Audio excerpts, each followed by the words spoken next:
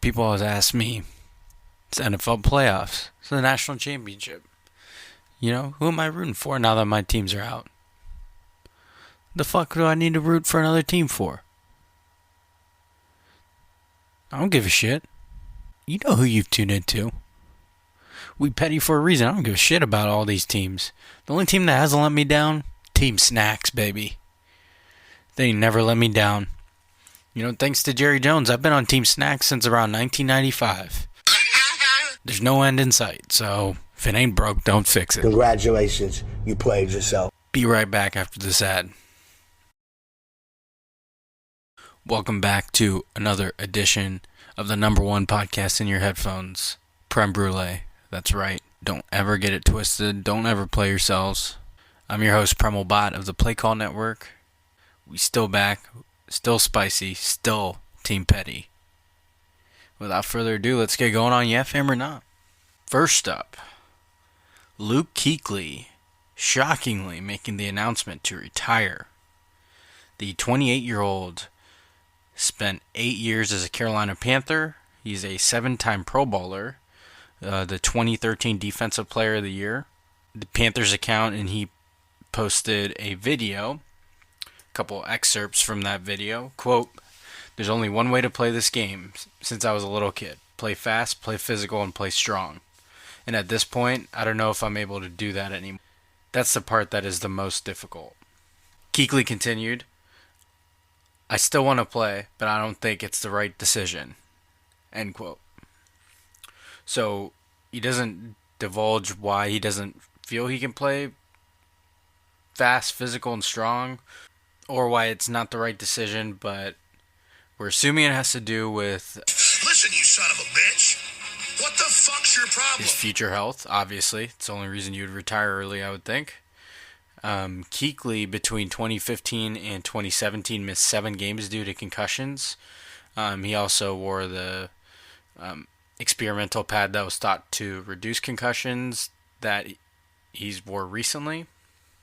Weird day for Panthers fans. They made a great hire in their new offensive coordinator being Joe Brady, the passing game coordinator for LSU, a very big cog in their machine that led them to a national championship, will now be working for Matt Rule in Carolina.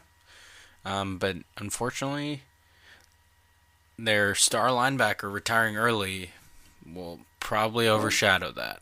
I'm a yeah fan to this. I know it sucks for Panthers fans, but I'm always a fan of a player walking away on his own terms, especially with how violent that sport is. You can't fault the guy for stepping away when he does. So while CT is still a mystery, anything you can do to prevent it, you should. And if he doesn't feel he can play up to the standard that he set for himself, I can't hate on that.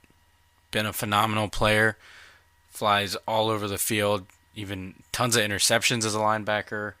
It'll be a shame to not see him suited up. Okay, I mentioned LSU a little earlier, but yeah, fam or not, Joe Burrow had the best college football season ever. Burrow set the record for most touchdowns responsible for. Also set the record for most touchdown passes in a season, 60. He won the Heisman Trophy. He led LSU to an undefeated season and a national championship. That is a feat that is not common at all. Most recently, that accomplishment was made by Jameis Winston in 2013, Cam Newton in 2010, I think Matt Leinart in 2004. So it's a very limited class to be in. As for the headline, did Burrow have the best college football season ever? The only other one that would come to mind would be Cam Newton's 2010 season for Auburn. That team was nothing without him, but I have to go with yeah fam to this. Joe Burrow helped mold LSU into a spread offense, into totally changing their identity. He made throws that no LSU quarterback in history has made before.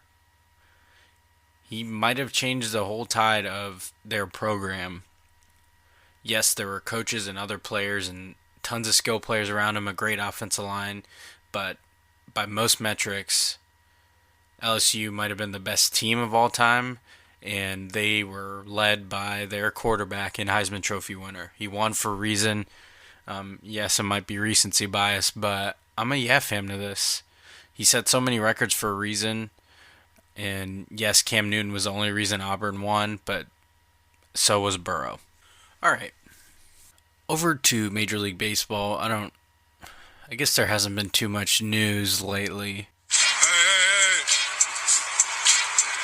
So, the Astros punishment, of course, was handed down for their sign stealing scandal.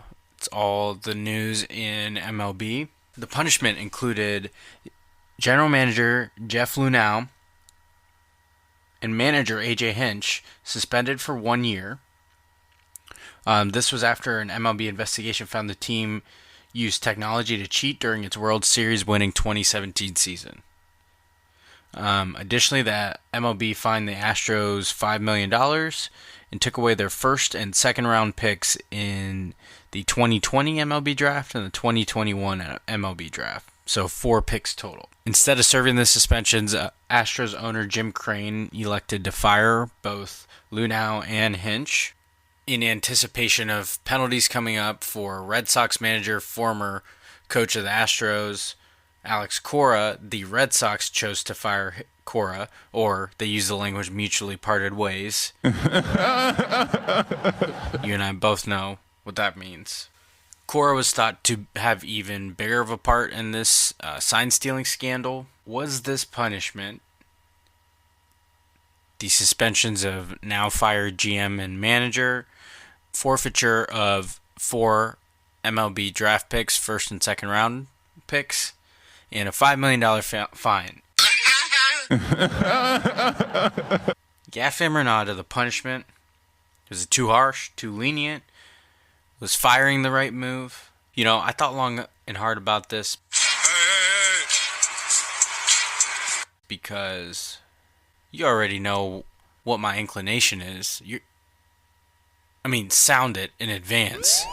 Petty alert, petty alert, petty alert. But I couldn't have said it better than my brother Vish at the VHB if you're trying to follow the squad. He tweeted the following. I'll say this. Number 1, what the Astros did was wrong, flat out. Number 2, I get that you want to throw an asterisk by their title. Go ahead. Number 3, you can't take away what that season meant for that city and community.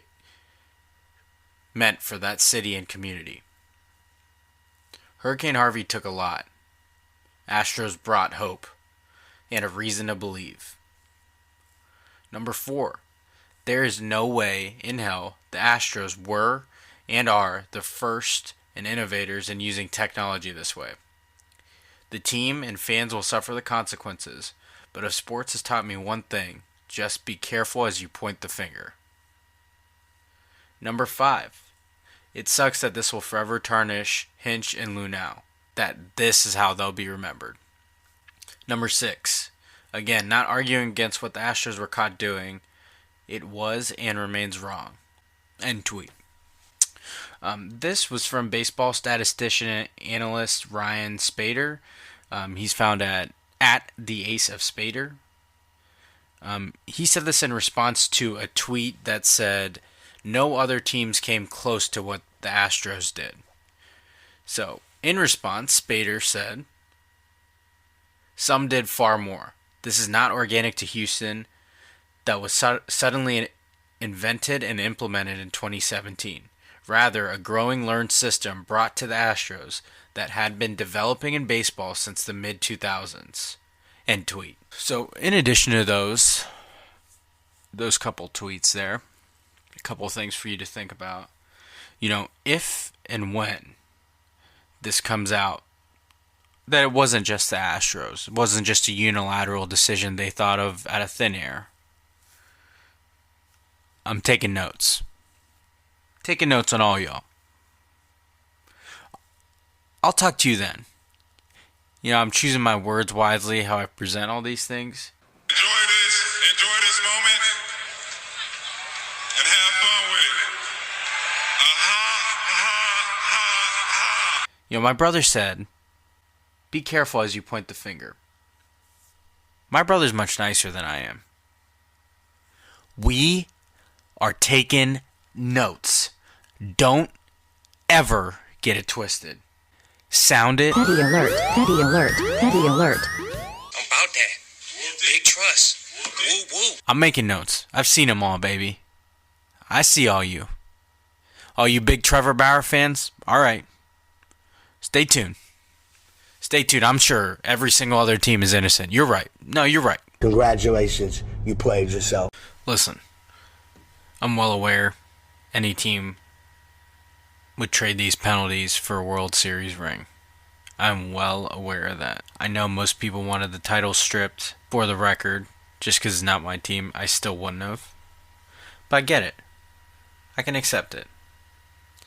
Just like you'll have to accept that you may put that asterisk on, but I'm just over here sipping from my World Series championship glass. Just the same. No, the penalty wasn't too harsh. $5 million is nothing. Draft picks are nothing for an already good Astros team. And they fired the people that would have been suspended. So what are we at here? I get all that. So I guess I'm a yeah fan. The Astros are still 2017 World Series champs. You hate to see it. I love to see it. You love to be pouring it on. I'll hate to see it when I have to bring up these notes I've been taking. Alright, let's move on to like you know, like you hate it. First up, likey to the WNBA. They reached a new collective bargaining agreement. I believe it covers 8 seasons. This agreement has raised average salaries to 6 figures for the first time. It improved travel and marketing opportunities. In addition to other things, they are going to be paying their players full salary while they're on maternity leave. I mean, how can you not love this? About fucking time. It was outrageous to me when I found out that they didn't get anything for maternity leave as professional athletes. Crazy. No likey goes to Ohio State Hoops doing their annual losing streak.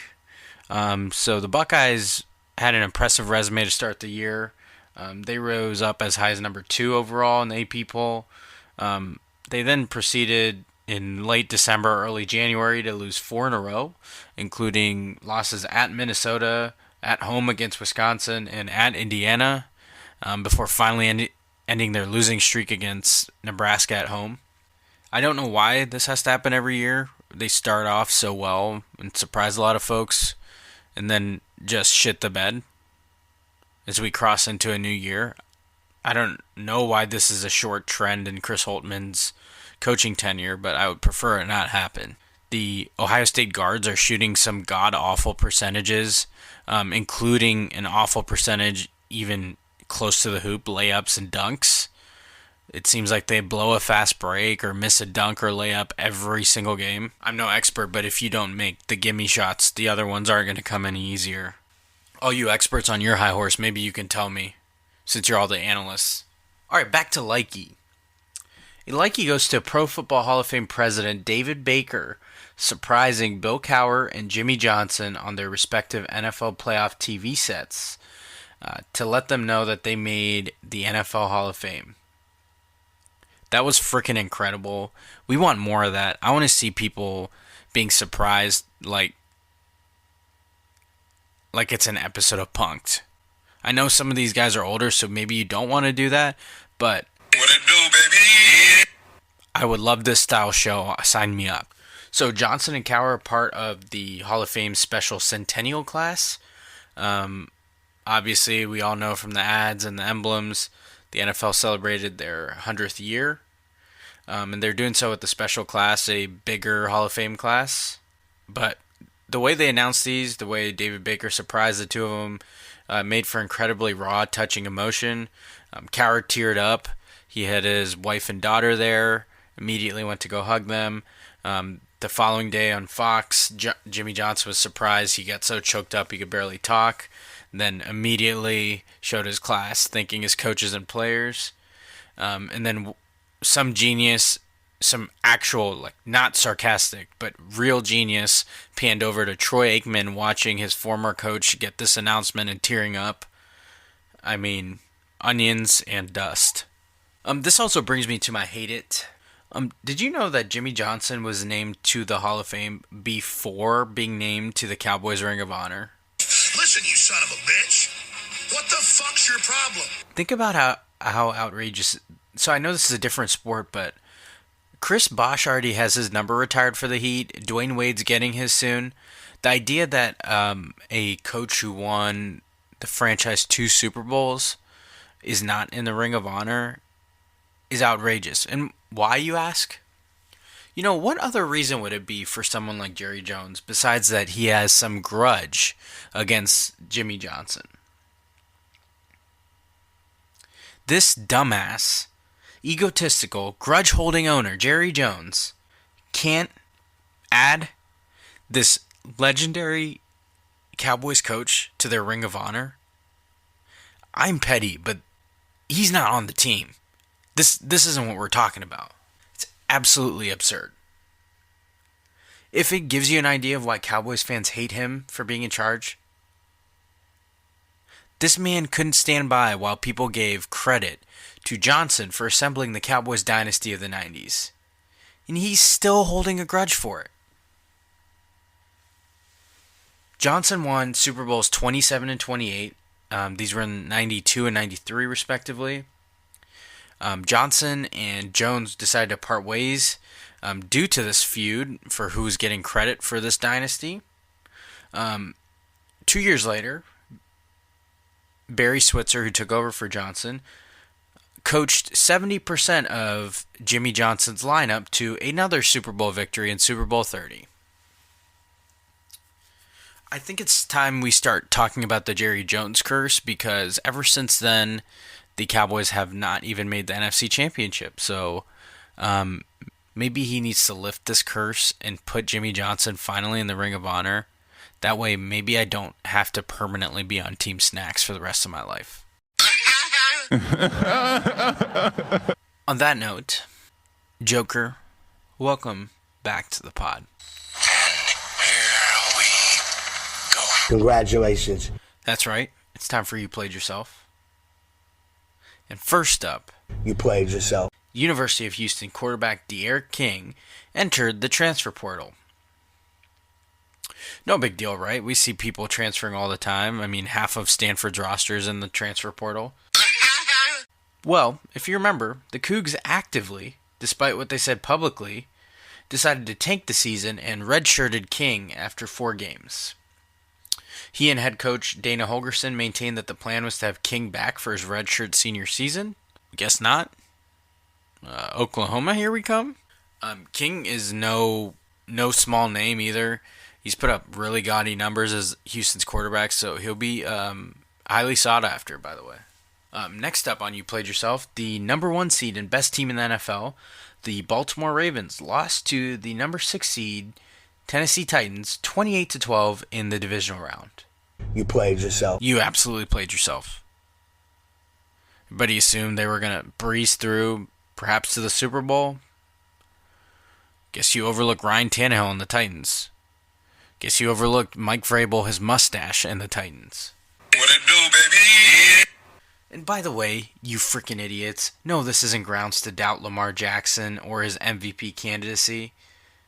The dude had 365 yards passing, 143 yards rushing. Yes, it's okay to rip the Ravens after dominating all year, but just fucking save it. Speaking of which, the Tennessee Titans wide receiver Tajay Sharp mocked the Ravens' Big Trust post-game press conference when introducing Derrick Henry. You played yourself, Ravens.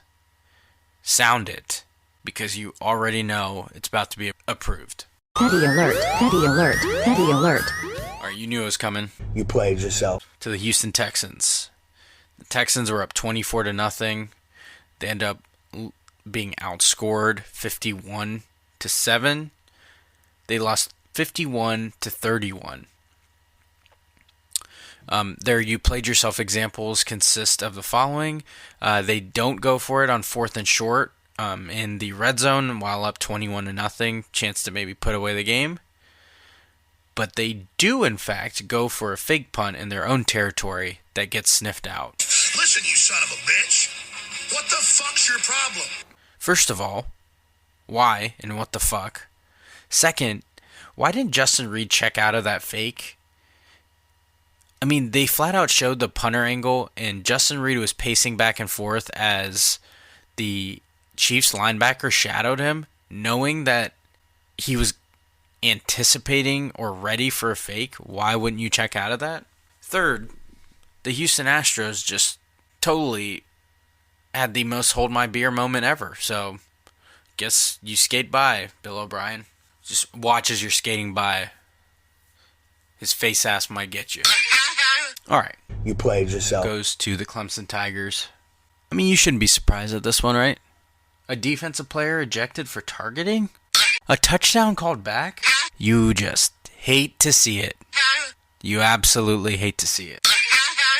By the way, regarding that targeting, yes, there needs to be a new rule. We knew that last time. In that Fiesta Bowl, right? Not everybody wanted to talk about that, right? Alright. But as long as we're comparing them, Clemson's linebacker James Skalski's ejection was worse than the one that cost Sean Wade his game and the Buckeyes their momentum. Sure, Higgins' offensive pass interference, questionable. Do we care?